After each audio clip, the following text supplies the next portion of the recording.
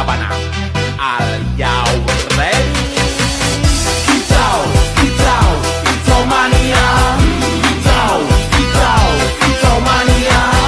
Kicau, kicau. Assalamualaikum warahmatullahi wabarakatuh. Kami akan mempresentasikan tugas kelompok kami, yaitu esensi, direct, dan multicore.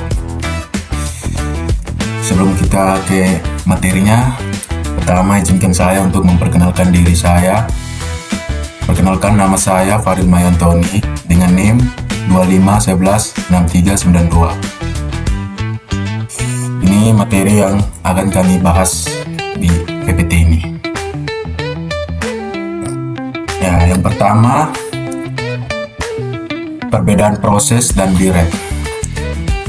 Yang pertama, proses yaitu seperti satu klub sepak bola utuh. Setiap klub pasti punya stadion sendiri, bos sendiri, dan anggaran belanja sendiri. Mereka tidak berbagi loker dengan klub yang lain. Isolasinya itu kalau satu klub bangkrut, klub lain tidak ikut bangkrut. Mereka tetap bisa bertanding seperti biasa. Selanjutnya, proses punya alamat memori dan sumber daya yang terpisah. Yang kedua, direct. Sebuah direct di dalam sepak bola itu seperti pemain yang bekerja di klub tersebut. Semua pemain dalam satu klub menggunakan fasilitas yang sama. Mereka berbagi lapangan latihan yang sama, ruang ganti yang sama, dan instruksi pelatih yang sama. Satu pemain bertugas mengumpan, yang lain bertugas menembak bola.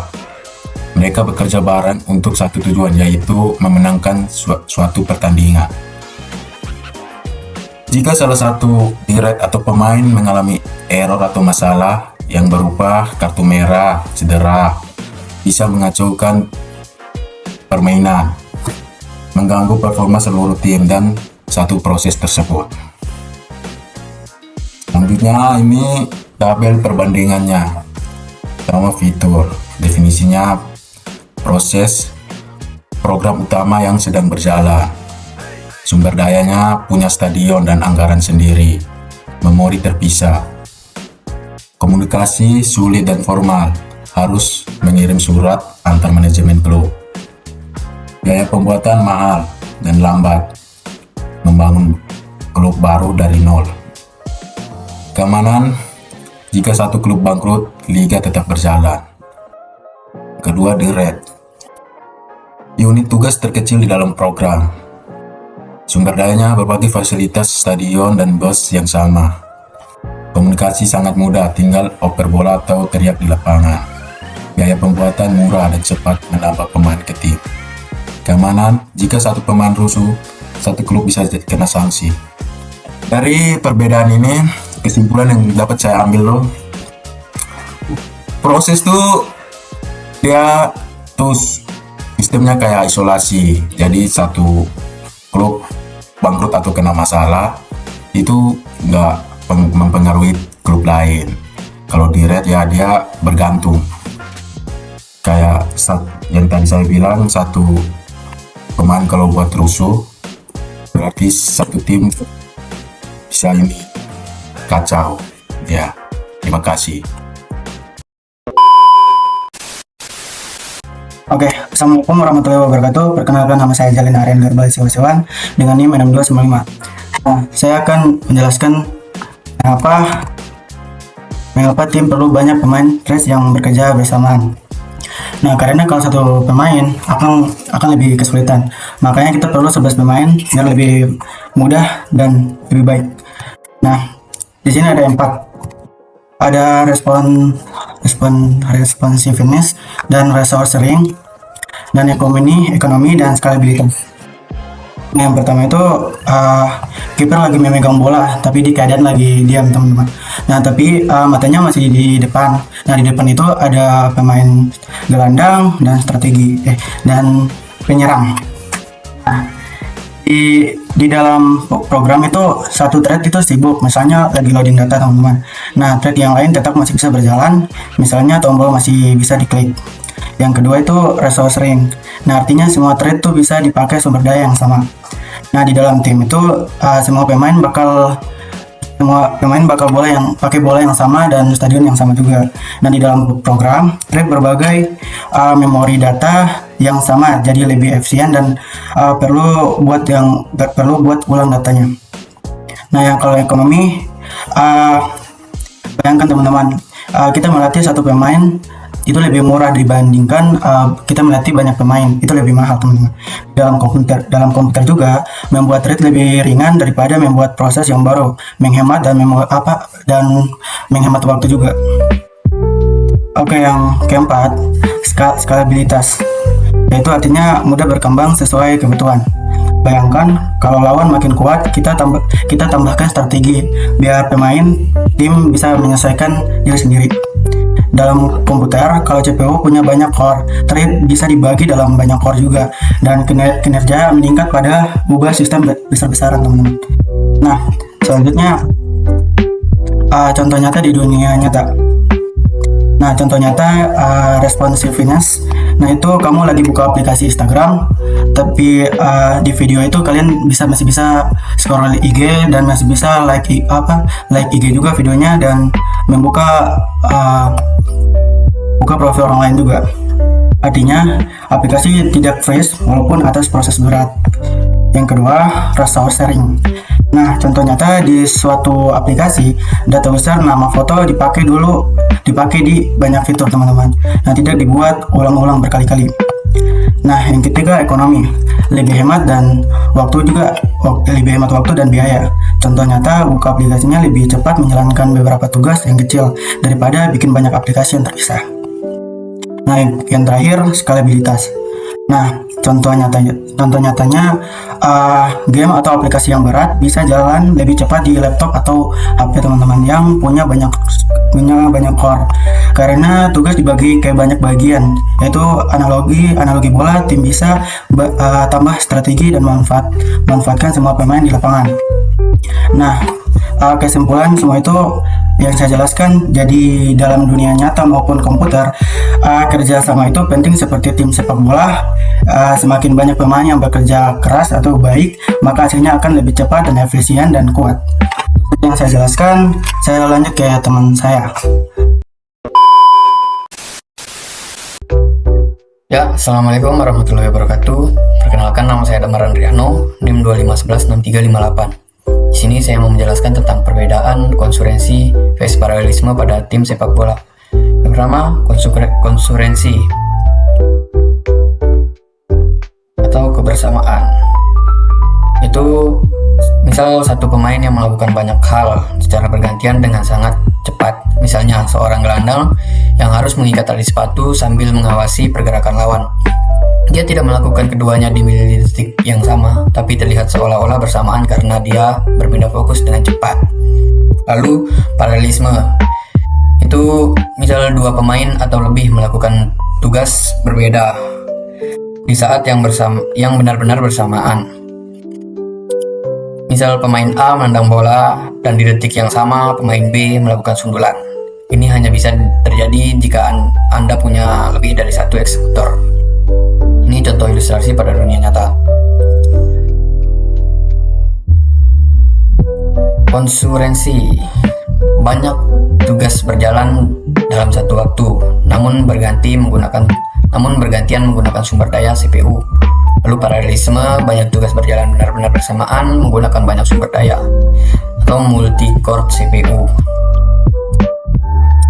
Ini diagram waktu. CPU fokus pada satu tugas dulu, lalu berpindah ke tugas lain dengan cepat. Lalu yang paralelisme, satu tugas dikerjakan pada waktu yang sama atau paralel. Lalu sini ada data paralelisme dan tes paralelisme.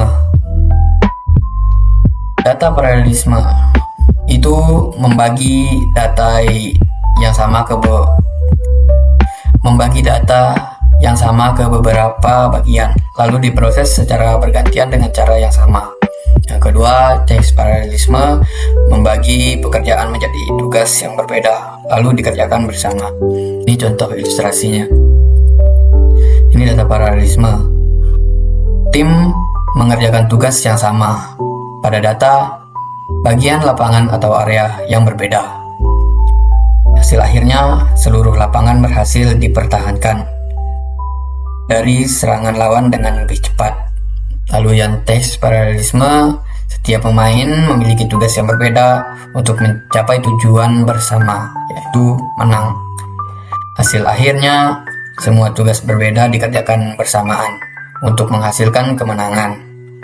Lalu kesimpulan dari materi yang saya sampaikan ini adalah konsurensi itu mengerjakan tugas secara bergantian dengan cepat, sedangkan paralelisme mengerjakan banyak tugas benar-benar secara bersamaan.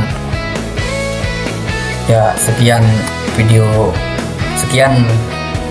dari saya. Assalamualaikum warahmatullahi wabarakatuh.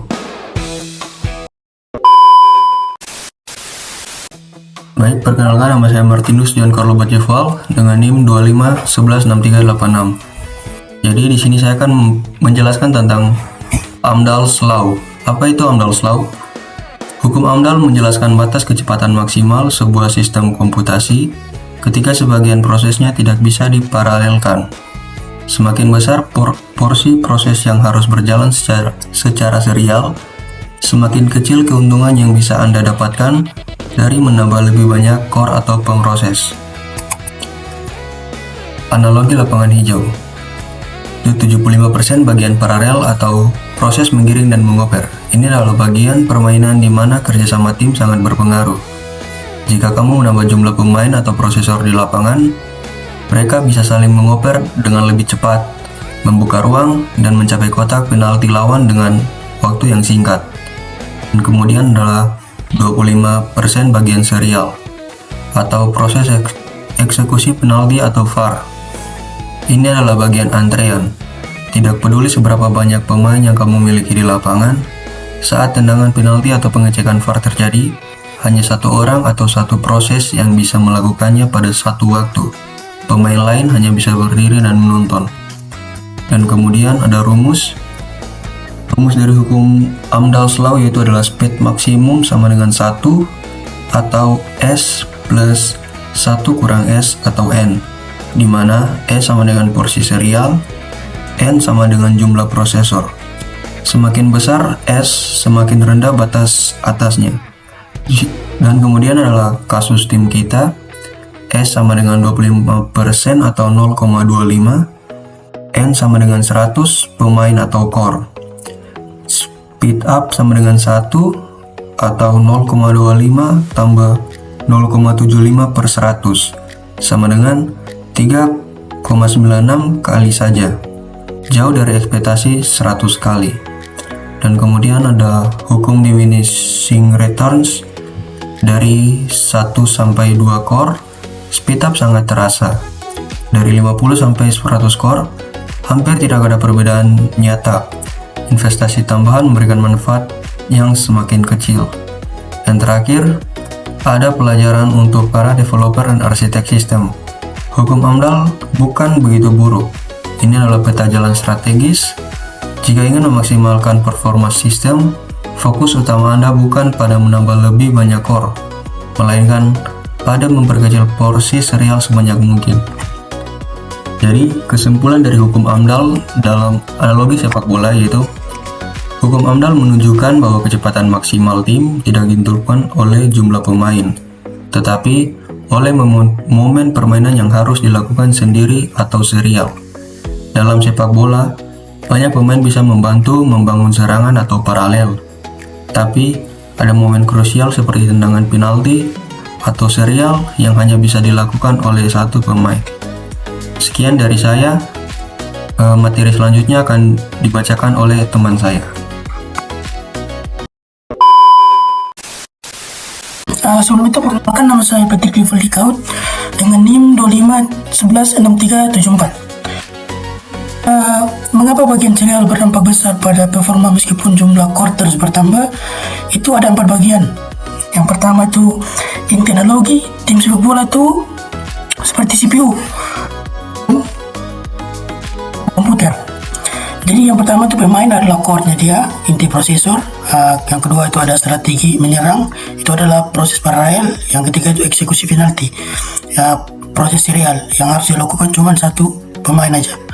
Yang kedua itu mengapa bagian serial menjadi penghambat utama, karena 10 pemain itu membantu serangan untuk lebih cepat. Yang kedua itu tapi saat finishing penalti itu seperti yang saya omong tadi, yang di bagian eksekusi penalti itu cuman hanya satu orang aja yang bisa melakukan finishing. Yang ketiga itu penjelasan data pada ilustrasi, seperti yang di tabel ini. Jadi inti dari tabel ini, waktu paralel turun drastis. Kedua itu, tapi waktu serial tetap 2 detik. Untuk yang keempat itu grafik. Kenapa grafik melandai? Yang pertama itu karena garis putus-putus, yaitu kondisi ideal. Semua paralel nanti akan ditunjukkan garis putus-putusnya itu di ilustrasi nyatanya dia, slide berikut. Yang kedua itu ada garis merah, kondisi nyata adalah serial. Jadi intinya dia dalam mengapa serial pada berdampak besar pada performa meskipun jumlah core terus bertambah. Yang pertama itu intinya itu tidak bisa diparalelkan. Yang kedua itu selalu harus ditunggu. Yang ketiga itu penentu waktu total. Ini ilustrasinya dia. Ini analoginya, perbandingan lapangan, terus inti diskusi. Dan ini grafik yang tadi yang garis putus-putus sama garis yang merah. Jadi teman inti dari atau kesimpulan dari slide yang saya menjelaskan mengapa serial berdampak besar pada performa itu, karena walaupun kita menambah core atau pemain untuk mempercepat paralel, tetapi serial itu tidak bisa ditambah atau tidak bisa diubah karena atau untuk menjadi penghambatnya dia, penghambat utamanya dia. Tapi performa nanti itu akan terus berjalan, tapi tidak akan sama dia punya performa nanti, berbeda nanti performanya. Sekian dari saya, terima kasih.